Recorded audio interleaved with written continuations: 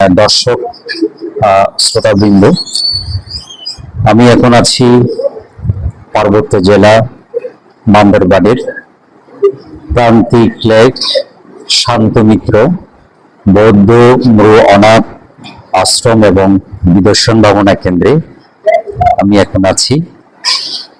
আমরা আজকে এখানে আনন্দ ভ্রমণ করতে আসিনি, আসলে আমরা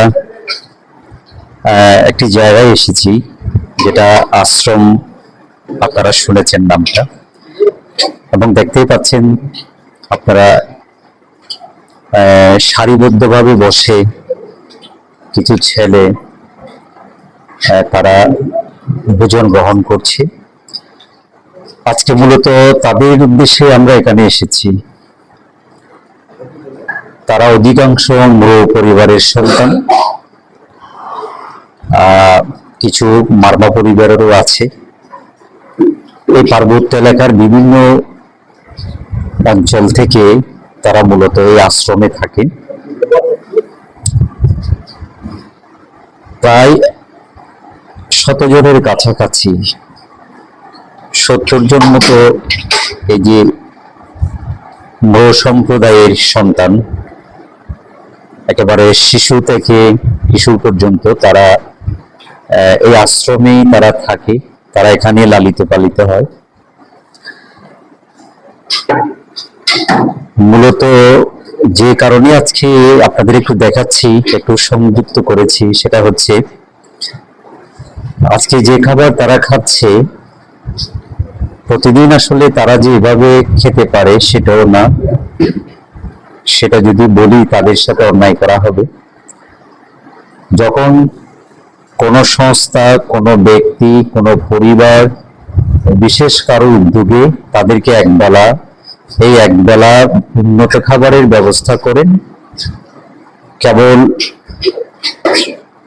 তখনই তারা মাঝে মধ্যে এরকম তারা উন্নত খাবার, বিশেষ করে মাছ, মাংস, ডিম, নানা ধরনের নানা পদের খাবার দিয়ে তারা খাবার খেতে পারে। এভাবে একদিন দুদিন না, দিনের পর দিন, মাসের পর মাস এভাবে তাদের সময় কিন্তু এখানে কাটে। তারা এখানে লালিত পালিত হয়। এটা তাদের শুধু আশ্রয়স্থল না, তাদের পরিবার, তাদের বেড়ে ওঠার জায়গা, তাদের গড়ে ওঠার জায়গা, সবকিছুই কিন্তু তাদের এই আশ্রমকে ঘিরেই, এই বিহারকে ঘিরেই তাদের জীবন চলে। তো প্রতিদিন তো উন্নত খাবার দেওয়ার জন্য কেউ না কেউ তো এগিয়ে আসে না, এটা তো সম্ভব না। মাসের অধিকাংশ সময়, অধিকাংশ দিন, অধিকাংশ বেলা তাদের কিন্তু যেমন জুটে তেমন খেয়ে থাকতে হয়। আমরা যদি বলি ডালে ভাতে খেয়ে তাদেরকে থাকতে হয়, কারণ 70 জন ছেলে প্রতিদিন তাদের, আপনি যদি দুটো ডাল ভাতও খাওয়ান, যে পরিমাণ খরচ জমে, আমি একটু করে দেখেছি, হিসেব নিকেশ করে দেখেছি, অন্তত প্রতি মাসে কয়েক লক্ষ টাকা শুধু হালকা ধরনের খাবারও যদি তারা খায় 2-3 বেলা, এত সংখ্যক ছাত্র ছেলেরা কয়েক লক্ষ টাকা শুধু তাদের পেছনে খাবারের জন্য যাবে। তাদের লেখাপড়ার বিষয় আছে, তাদের পোশাক আশাক আছে, তাদের অসুখ বিসুখ হয়, মৌলিক যে চাহিদাগুলো, তাদের আবার কোনো চাওয়া নেই, কোনো বিলাসিতাও নেই। মানুষ হিসেবে যেটা সবার প্রয়োজন হয়, দুটো ভালো মন্দ খেয়ে পরে বাঁচা, এই কাজটা করতে গেলেও মাসে কয়েক লক্ষ টাকা কিন্তু প্রয়োজন হয়। এই যে দীর্ঘ সময় ধরে এটা চালিয়ে নেয়া কতখানি কষ্টের, শ্রমসাধ্য, এটা মানুষ মাত্রে কিন্তু না বুঝার কথা না। আমি এত লম্বা করে বলার কারণ হচ্ছে সবাইকে এটা জানানো, সবার কাছে এই বার্তাটা পৌঁছে দেয়া যে আমরা যে অর্থে ধর্ম খুঁজি, আমরা ধর্মকে আমরা লালন করি, ধর্মের অনুসন্ধান করি। বুদ্ধ তো এটাই বলেছেন, সাব্বে সত্তা হারাচ্ছিতা, সকল সত্য আহারে প্রতিষ্ঠিত। মানুষ থেকে শুরু করে কীটপতঙ্গ অনাহারে কেউ বাঁচতে পারে না, থাকতে পারে না। তারা তো স্বয়ং মানুষের সন্তান, আমাদের সন্তান। হ্যাঁ, তাহলে যদি কেউ তাদেরকে এক মুঠো এক বেলা খাওয়ার ব্যবস্থা করে, ভাবতে পারছেন যে অর্থে আমরা ধর্ম বলি কতখানি ধর্ম বা পুণ্য সেখানে হবে। এই সন্তানগুলো, এই ছেলেগুলো একদিন তারা বড় হবে, তারা পরিবারের দায়িত্ব নেবে, সমাজের দায়িত্ব নেবে, সহোদরদের কথা ভাববে, মানুষের কথা ভাববে। কিন্তু সবার আগে যেটা জরুরি, আগে তাদেরকে বড় হতে হবে, তাদেরকে টিকে থাকতে হবে। এক সময় তাদের হাতে হয়তো অন্যের ভবিষ্যৎ নির্ভর করবে, কিন্তু আজকে তাদের ভবিষ্যৎ, তাদের বেড়ে ওঠা, তাদের সামনের দিনগুলো পুরোপুরি আপনাদের হাতে ঝুলে আছে, আমাদের হাতে নির্ভর করে, আপনাদের কাছে নির্ভর করে।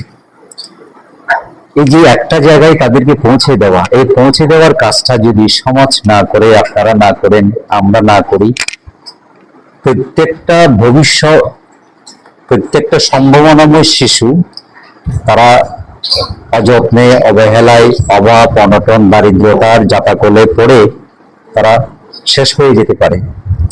কিন্তু আমার আপনার সকলের একটু একটু সহযোগিতা, একটু সহৃদয়, আমাদের টুকরো টুকরো সাহায্য সহযোগিতা, হ্যাঁ, তারা যদি পায়, প্রত্যেকজন ছেলে যে সম্ভাবনা নিয়ে তারা আছে, তারা এক একজন এক এক স্থানে তারা দাঁড়িয়ে যাবে। সব থেকে বড় কথা হলো, একটা সম্প্রদায়ের যদি এতগুলো সন্তান, দুটো দিক যদি বেড়ে উঠে, গড়ে উঠে, তাইলে উপকারটা কার হবে এবং প্রাপ্তিটা কাদের বেশি হবে?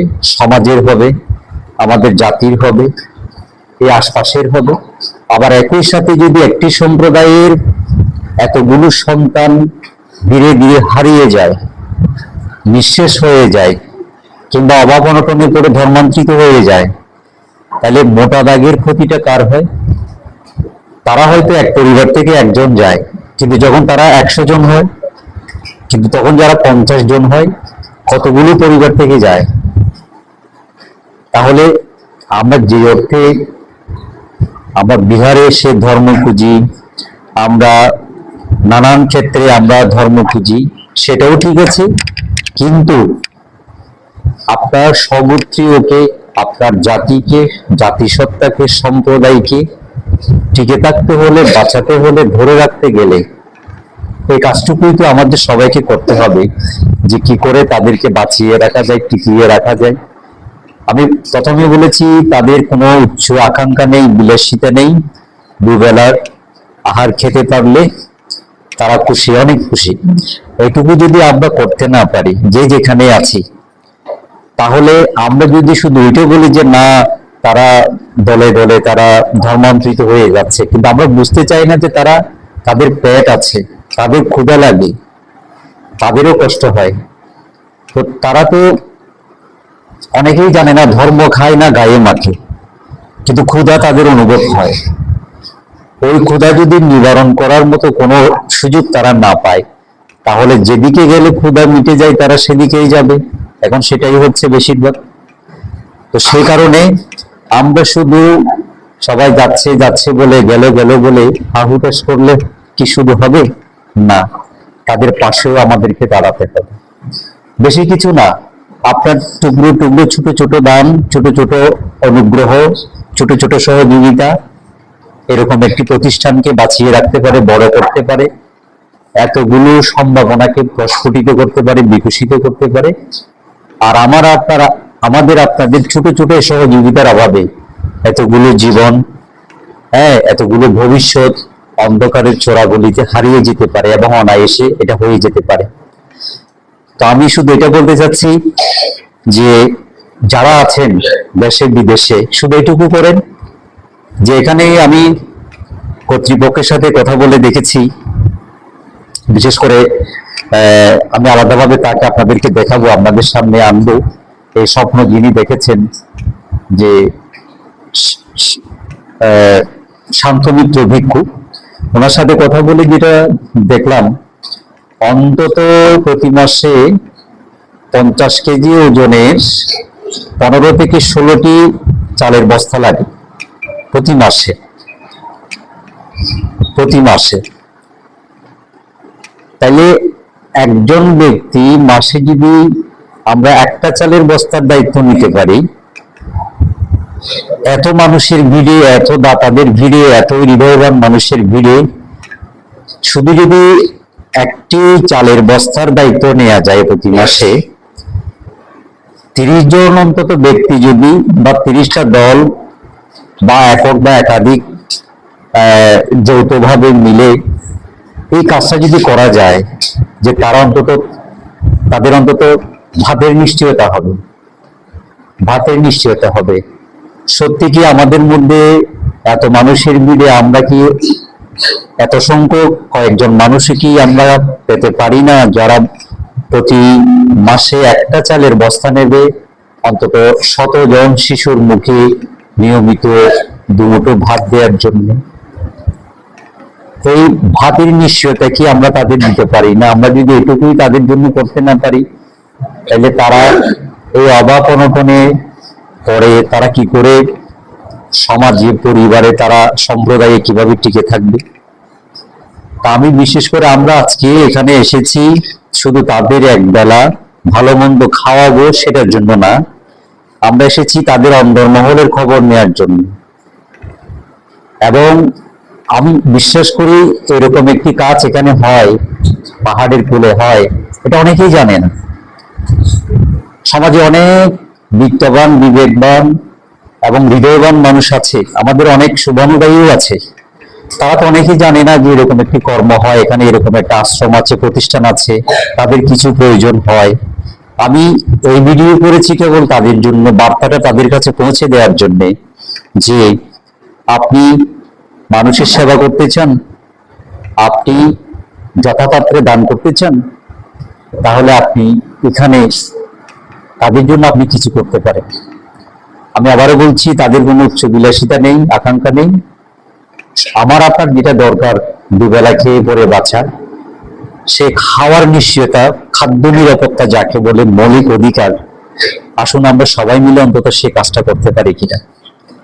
আমি আজকে এখান থেকে তাদেরকে সামনে নিয়ে, তাদেরকে সাথে নিয়ে সবার কাছে এই আহ্বান জানাবো বিনীতভাবে, আমার কথাগুলো বিবেচনা করবেন।